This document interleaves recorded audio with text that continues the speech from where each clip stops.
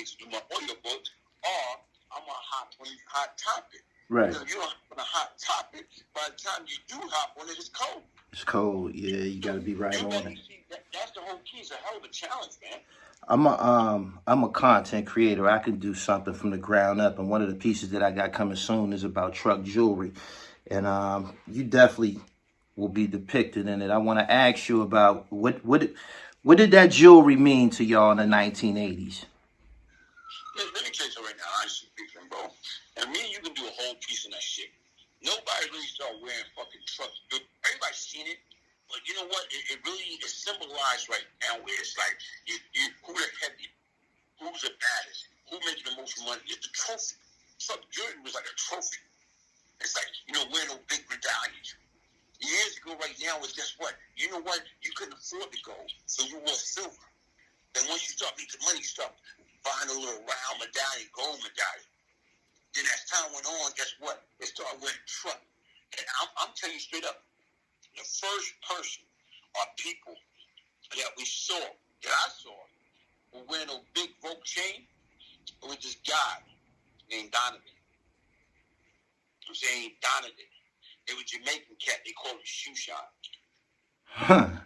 I've been hearing a lot about the Jamaicans in the 1980s. I've been hearing that they did influence the truck jewelry. Bro, one of the guys, like I told you right now, I'm talking about in the 70s.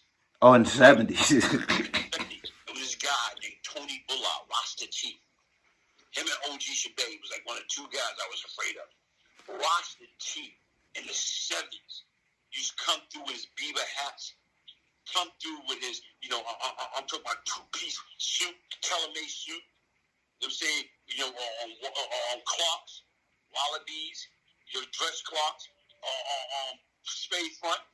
And, bro, he used to have these big damn medallions or gold medallion with the ruby and the sapphire and all this other stuff, man. And what I'm trying to say, you took my dishes like right now in probably like 77, 78, 79. Damn. But the difference right now, everybody knows not to mess with them. Yeah.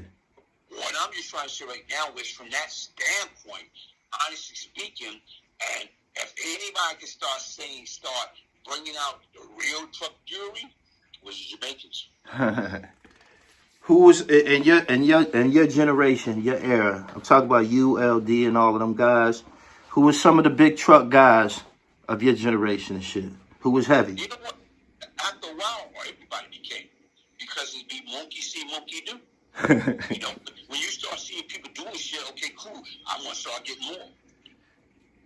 So everybody started doing this shit. But then again, like you say, it's a different type of jewelry. The key is anybody can, because motherfuckers wear big shit. But the difference is, it'd be big and it's hollow. That don't count. It's big, but don't weigh nothing. It's like paper. Right. But look, it's like more or less right now.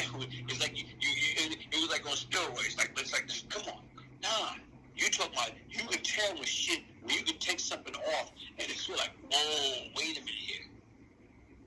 So it's a different type. You got a lot of people wear truck, but then again, right now, was it really truck or was it inflated truck? Like your truck jewelry, like hollow jewelry on steroids. Because a lot of people that's going by what look big in the picture, you can't tell how heavy that shit was. Right. So some of them ropes was actually solid.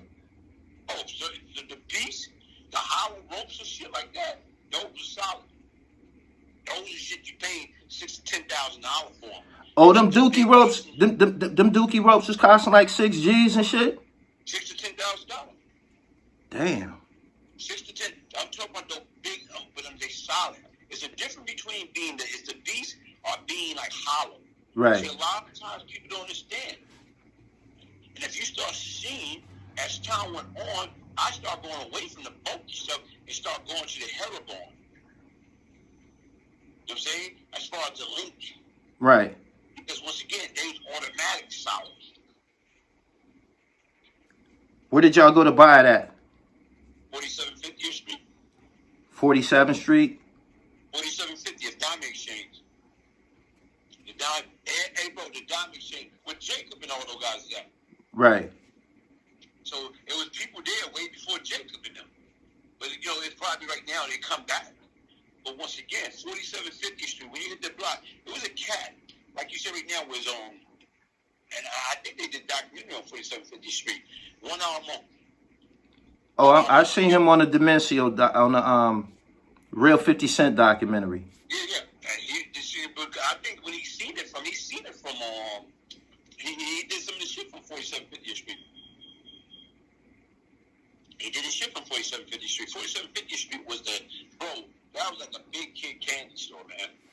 You get up there, if you made any type of money or you got some jewelry, whatever, man, me and Tut down all the way, that's what we used to hit. 4750th Street. You get jewelry, you going to 4750th Street. We getting on that F train, we going to Manhattan. 4750th Street. Rockefeller Center, right there. So after y'all was getting on the train with them big ass ropes on y'all neck? No. I'm talking about no. I'm talking about way back in the day when we used to be robbing, stealing, and all that stuff right there. We used to get on a train to take stolen goods down to 4750. When you went on truck shit, the train day was open, man. Nigga, you could, like I said right now, any idiot riding the train with a truck on, you asking for it. Now, you kidding me? You asking for it, man. You free lunch, man. No, I'm talking about right now in like 79, I'm saying 80, I'm saying 81, when we used to rob and steal, we used to take all the jewelry down to 4750. So right now, when we start buying, I'm saying the truck jewelry, everybody's driving there. Right. During that period of time, doing the truck jewelry day, your whole game will change. No doubt. What year did you start wearing it? Jewelry? What year did you start getting your first big joints? Probably 85. 85. The first big shit I got, you know what I'm saying, right? Well, let me see.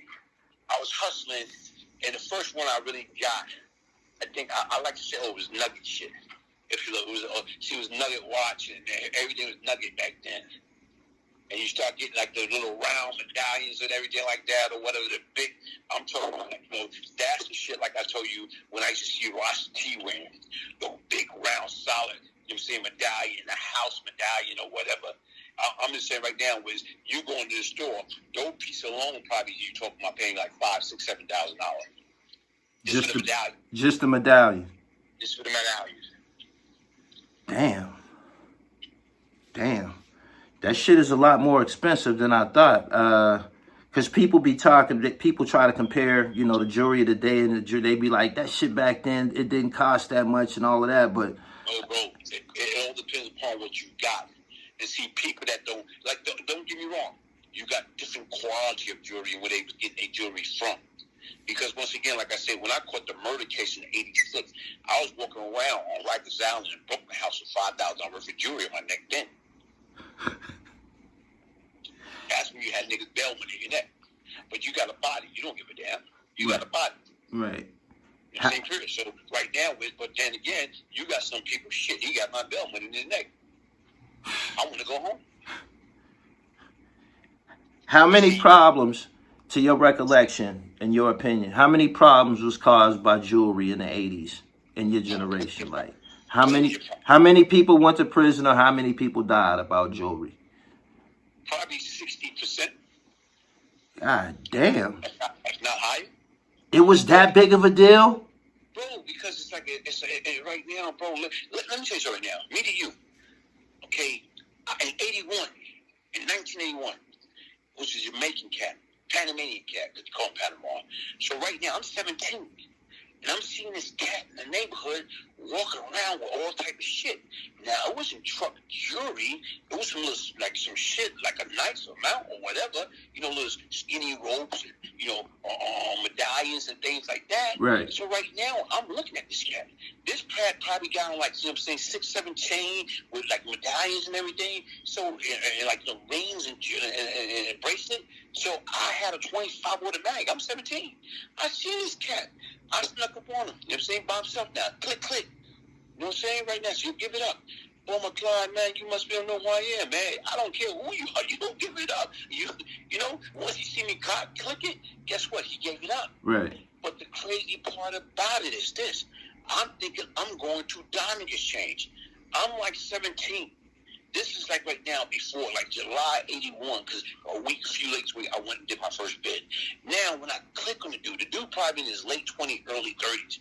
When I click on the dude and get the shit, guess what? I want to go to 4750th Street to get rid of it. Right. Guess what? It's fake. Oh, my goodness. So you found that out when you went and took it down to the Diamond District?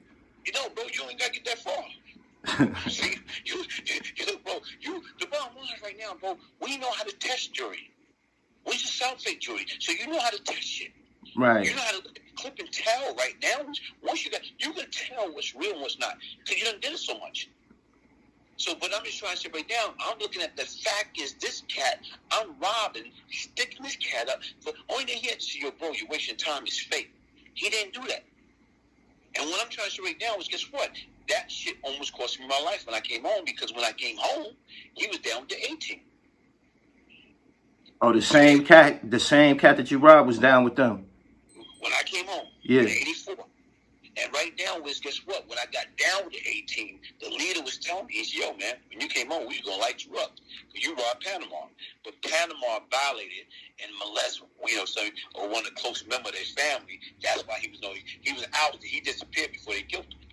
But once again, it's like, wow, they told me straight up when I came home, they was going to murder me because I robbed Panama when I... So 60% of the problems in your generation was about jewelry. That's basically, it's gonna be a problem every weekend about some chains. Bro, you kidding me? Because once again, you flossing, and that's what I'm saying. Not everybody and anybody can floss. But that's like, you look at shit. Let me tell you something right now. This is how I really start paying attention to jewelry. My man Domino's alive, but right now it's me and my man Rick Martin, and right now it's a cat in the neighborhood. And he came on. He snatched a piece from somebody, I guess, in Manhattan. And when he like, here it is. Now, we want the piece. So he's a little younger than us. I snatched the cat, grabbed, put him in yoke. So right now, Rick took the piece, the chain and the piece from him. So right now is, once we walked away, we looking at the shit. And when we looking at the stuff, Rick give it to me, I give it to him. And the difference is right now, not knowing what the hell we looking at.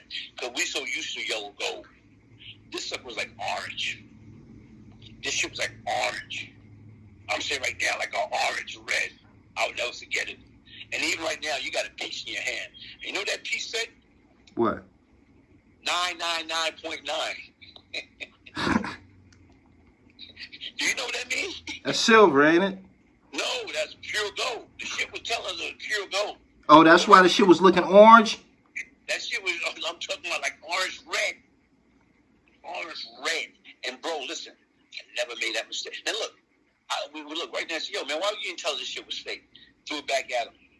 My man Domino came along, because Domino had a little dirt bike. The cat like, yo, man. Domino said, yo, man, the cat wouldn't give me this. He want my dirt bike. He wouldn't give me this and that. I said, man, that shit ain't real, man. So right now, it's like I told you, you got to decide pawn shop before you go to 4750th Street. Right now, Domino took it to one of those side shops. And right now, they try to offer him big money. You know what I'm saying? So what the bag he knew was real. Right now, like I say, hey, bro, listen, he got a few thousand for that, and it taught me a lesson from that point on. When you look at shit right now, guess what? We didn't know. We didn't understand. Anytime I see you, that gold, that pure gold right now, I never make that mistake. When I look at people and say, that's such, how the hell you know that? I said, that's 24 karat. How the hell you know that? Trust me. I learned that lesson how many years? Back in 1981. And I'll never forget that lesson. So like you say, with jewelry, man, jewelry always causes problem, man. Hey, bro, let me show you how bad it used to be. Look at the summertime. Summertime right now is a one, like on Linda Boulevard and like the major conduit going from East New York to Queens. You used to have people pull up by the light. And right now you have guys, you know what I'm saying, dress up. Or even right now, most of these folks, like I'm saying, Italian guys. And they used to have these big link chain on or whatever. Or they Rolex watch or big, like you're saying, link bracelet. Right. Bro, listen, man. And it's summertime. So we play red light. You snatching that shit and trying to beat the light and trying to beat the traffic at the same time. Jewelry always been a problem, man. Damn. I knew that you was somebody who would have some good insight on it based on your pictures and your age. And the things that I read in your book, it was always some jewelry shit in there. It was some jewelry. Yeah. We used to sell fake jewelry, man. Huh? You know, we used to sell fake jewelry. We used to get a trade. We used to go down to Delancey Street. You ever heard of Delancey Street? Yeah. We used to go to Delancey Street. And right now it's a shop. We used to sell fake jewelry. We used to sell the trays. So right now we used to get the trays and turn around on a clip of fake jewelry. We used to say 10 carat. They said, what did you say? 12 carat gold fill. 1/10, 1/10, 12 GF. We used to get the fingernail file, sand that down. And then we used to get a solder gun and get like the 14 carat clip and solder it through the chain. Right. Because a lot of times people look at the chain, if it's solid, automatically feel it's real. But if you see a loop through a certain little thing through the clip, you know it's fake. Right. So it's a lot. It was a hell of a game behind that selling it. We're dealing with fake jewelry. So when black people see that shit solid, they know it's real. Or they think it's real. And then right now, the story used to always be when people ask you, they say, "Yo, where you get this from?" Yo, we went in the store, tell the dude like, "Yo, man, I'm looking for something for my mother for birthday or Mother's Day or whatever." So the guy brought out this tray. So when I look at the tray, I said, "Yo, man, come on, man, it's for my mother, man. You don't got nothing better than that?" So the guy went in the back. So this guy went in the back. I ran out with it. Now sit back and think about it. That never happened. But I'm telling this to the adults. So I want them to think that's why he went in the back to get you the real shit. So when I ran out with the fake shit, that's why he trusts y'all. Right. So then, but see, you already planted the seed. So right now, when 30 days or 45 days, when that thing start turning color, they can figure out the game themselves.